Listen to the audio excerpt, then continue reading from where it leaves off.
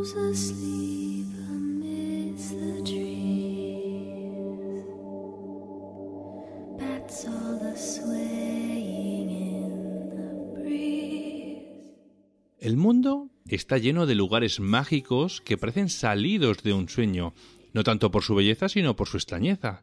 Y hoy Kela nos va a llevar de viaje hasta las tierras y donde se creó uno de los mayores y poderosos imperios jamás vistos. Hola Kela, bienvenida de nuevo al programa. Hola, muy buenas, Víctor. Bueno, pues Kela, ¿dónde se ubica exactamente el lugar del que nos vas a hablar hoy y cuál es ese lugar del que nos vas a hablar hoy? Bueno, pues voy a contar la historia de el conocido como Parque de los Monstruos o el Jardín de las Maravillas o en su traducción el Bosque Sagrado. Me estoy refiriendo al Sacrobosco. ¿Y qué es este lugar? Bueno, pues son unos jardines muy antiguos, es un rinconcito muy mágico, muy enigmático de la villa de Bomarzo en Italia, situada, bueno, está más o menos a algo más de 90 kilómetros al norte de Roma. Y ya que estamos, háblanos del Parque Sacrobosco. ¿Cuál es la historia de este lugar?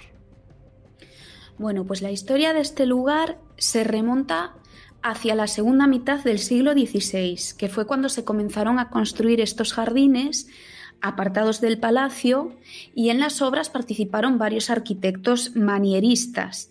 Entre ellos pues estaban Pirro Ligorio y Jacopo Barozzi, que fueron los dos más destacados. El manierismo, para explicar un poco, ¿no?, fue un periodo y estilo artístico de mediados y finales del siglo XVI que en un principio se caracterizaba por imitar a los grandes maestros del Renacimiento. Incluso se puede decir que fue un periodo de transición del mismo Renacimiento al Barroco, y este estilo destacaba sobre todo por su virtuosismo, su artificiosidad y su desproporcionalidad como una expresión subjetiva y enigmática. ¿Por qué puntualizo esto? Porque estos arquitectos construyeron los jardines al puro gusto de su propietario Pier Francesco Orsini, conocido también como Vicino Orsini, que al parecer pues tenía un gusto muy extravagante, raro y que se salía de lo normal. Y justamente esto fue lo que quiso transmitir con el Sacrobosco, donde se juega con ese contraste de luces y sombras y el sonido del agua, aprovechando tanto un pequeño río que pasa por él como las fuentes ornamentales. El agua, digamos que es uno de los elementos importantes de estos jardines, y todo en su conjunto crea un ambiente mágico, también un poco lúgubre, que no deja indiferente a quien visita este lugar tan impresionante y que alberga casi un centenar de entre esculturas, grabados y altos relieves, mezclando así dos conceptos, ¿no?, que serían infierno y paraíso. Bueno, unas esculturas muy inquietantes y un poco bizarras también, que obligan a los curiosos a detenerse y contemplarlas bastante rato. Ya que has mencionado a Vicino Orsini, que este personaje es el que mandó construir estos jardines, ¿quién fue este personaje? ¿Cuál es su vida? ¿Por qué aparece aquí? Bueno, la villa de Bomarzo, primero tengo que decir que perteneció a la familia Orsini, la familia de este hombre, que fue una de las más poderosas de Italia por aquella época, Vicino Orsini. Bueno, pues Vicino Orsini se cree que nació en Roma, o por lo menos en sus alrededores, en el verano de 1523. Fue hijo de Giovanni Corrado Orsini y Clarice Anguillara. Heredó el ducado de Bomarzo 7 años después de la muerte de su padre en el año 1542. Tardó alrededor de unos 7 años en conseguir la propiedad familiar, porque el verdadero heredero había sido su hermano mayor Girolamo, pero este tenía que cumplir la condición y última voluntad de su padre, que era hacerse clérigo, para poder heredar las tierras. Pero Girolamo renunció, dijo que nada, que nanay de la China, no accedió, y así es como Vicino pasó a ser el legítimo heredero, ¿no? Se dice que tuvo una infancia bastante complicada porque, bueno, nació con un defecto físico en su espalda provocado por la desviación de su columna vertebral hacia el lado izquierdo. Al parecer también arrastraba un poco la pierna derecha. Es por esto que su abuelo, su padre y su hermano mayor se metían bastante con él, era como el bufón de la familia. Y leí que en algunas ocasiones hasta le obligaban a vestirse de mujer. Bueno, su abuelo había sido educado en Florencia junto a los Médicis. Digo esto porque hay que tener en cuenta, independientemente de las burlas, que como su abuelo, Vicino recibió una educación pues a la altura de la clase familiar a la que pertenecía. Por la contra, su abuela era quien lo arropaba, lo protegía, y quizás fue esto lo que despertó en él una gran sensibilidad y curiosidad por todo cuanto le rodeaba, porque a muy temprana edad comenzó a interesarse pues por cosas que otros niños pues no se interesaban, ¿no? Como las letras, escribía poesía y participaba en diferentes tertulias y estudios, y también era coleccionista y amante de las antigüedades. Todo aquello lo que provocaba era un distanciamiento entre su padre y él, que pues su padre era un hombre pues mucho más rudo, había sido condottiero. Los condottieros eran mercenarios típicos de la Edad Media que estaban al servicio de las ciudades-estado italianas y que, por cierto, estaban muy bien pagados, ganaban muchísimo dinero. Bueno, Vicino se enamora por primera vez de una joven veneciana llamada Adriana de la Rozza, con quien mantuvo una relación incluso después de su boda con Julia Farnese en 1544, pero Adriana fallece y esto pues digamos que le provoca una profunda tristeza porque verdaderamente esta chica era el amor de su vida.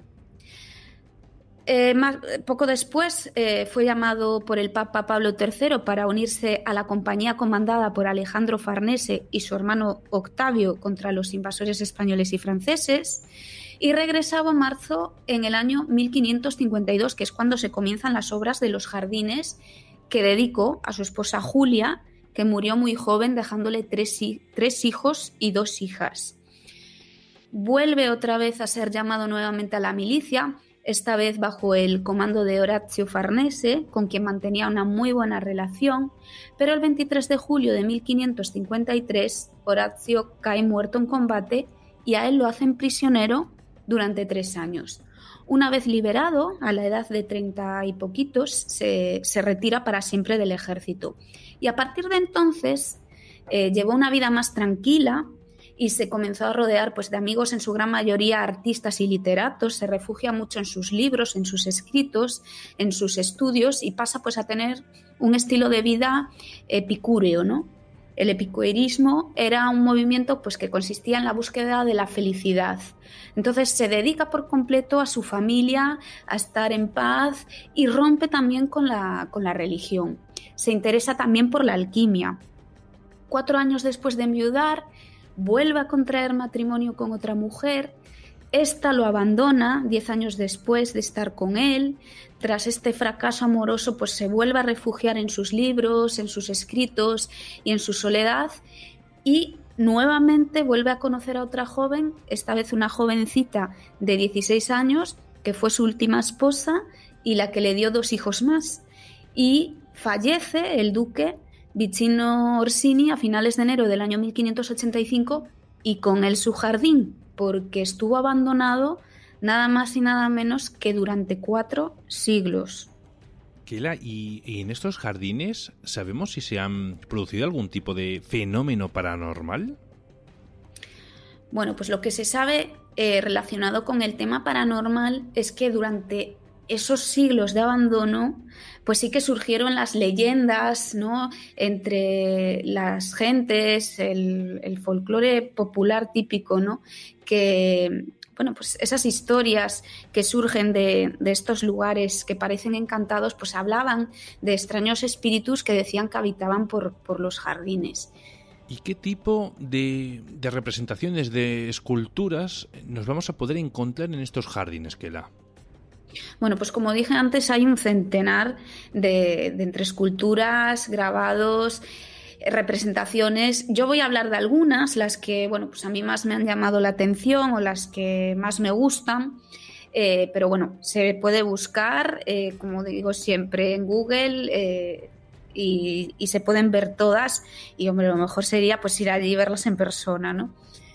Pues mira, por ejemplo, la que más me llama a mí la atención o la que más me gusta es el orco, que es una gran máscara que guarda relación con el dios de los infiernos, Plutón, o la misma muerte. Se le representa con la boca abierta y dos enormes dientes en lo que sería pues lo que es el arco de la puerta, porque en su interior, entrando por esa boca, alberga una pequeña estancia oscura con una mesa y una banca. Y dicen, bueno, se dice que cuando te metes allí reflexionas sobre lo que sería o lo que es o lo que será la misma muerte. Luego está el templo, en el punto más alto de los jardines. Su fachada pues recuerda un poco al Partenón de Atenas y concilia dos cosas que chocan mucho, que es una planta rectangular clásica con una planta redonda del helenismo romano con forma de octógono. Entonces ahí está ese choque, ¿no?, del manierismo que rompe las formas por completo. Luego está la Casa del Sueño, donde se dice, ¿no?, que se desvelarían las verdades. Es una casa inclinada, así como la Torre de Pisa, ¿no?, una casita pequeñita inclinada desde sus cimientos. Es casi imposible, al parecer, una vez dentro, mantenerse en pie, incluso recorrerla sin tropezar y sin marearse. Muy curiosa esta edificación. Luego están los gigantes, que tienen un importante tamaño, están esculpidos en la roca. Se les conoce como los gigantes de Bomarzo y se dice que son nacidos de la sangre de Urano, ¿no?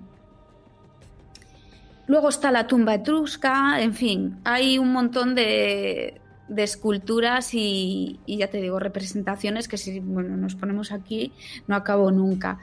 Y luego yo recomendaría a los oyentes un par de libros que fueron los que yo estuve leyendo, que el primero se titula El Sacro Bosco, fuentes clásicas de la tradición grecolatina en el jardín manierista de Pier Francesco Orsini, de la autora Sandra Álvarez Hernández, y otro libro también sobre estos jardines que se titula La historia y la ficción como testimonio artístico en Bomarzo, del autor Manuel Mújica Laínez. Muy bien, bueno, pues como siempre decimos, Kela, cuando nos levanten este confinamiento, que dicen que para verano del 2021, bueno, pues nos apuntamos a este lugar para poder visitarlo. Queridos amigos... Pues sí. Sí, claro. Queridos amigos, quiero agradecer, la verdad, a Kela el esfuerzo que ha hecho hoy en el programa, porque hoy tiene unos problemillas con una muela y aún así ha hecho el esfuerzo de poder grabar. Muy cabezona ella. Le dije que bueno que nos lo ahorrábamos y ya está, y no pasaba nada, pero ella, cabezona de sí, ha dicho que grababa sí o sí, y bueno, y aquí la tenemos, así que nada, Kela, muchas gracias por ese esfuerzo. Y bueno, en el próximo programa nos veremos de nuevo, pero no habrá un Lugares con Historia.